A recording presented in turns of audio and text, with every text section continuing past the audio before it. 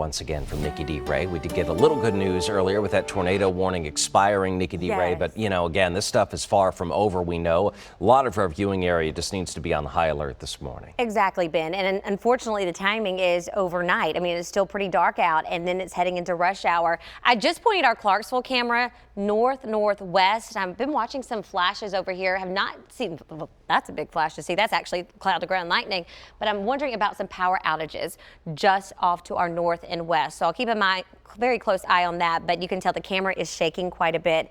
As Ben mentioned, we do not have any tornado warnings right now, but we do have severe thunderstorm warnings. And I just spoke with the National Weather Service because of the forward motion, the speed of 55 miles an hour. I mean, that's, heading down several roads on cruise control. This will be extended out as we get closer and as the line does continue. So right around to Clarksville, this has been my main issue over the past bit, closer to the Fort Campbell area.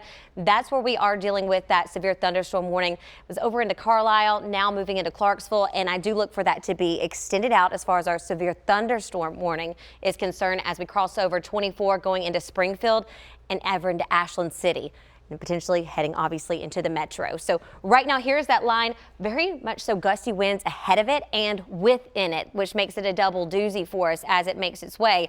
Thankfully, the circulation, those little notches I was watching, they have broadened and retreated. So that's some good news for us. But you can tell we've got a lot of rain and wind that will still be with us over the next bit. Currently, winds gusting in the city 47 miles per hour. I just got a call from over to Clarksville, 58, and these been potentially even gusting 60 to 70. So it's not just the wind, but of course the rain, and I'm keeping a very close eye on any amount of rotation that potentially could take place. We'll keep you safe. All right, Nikki-Dee, thank you.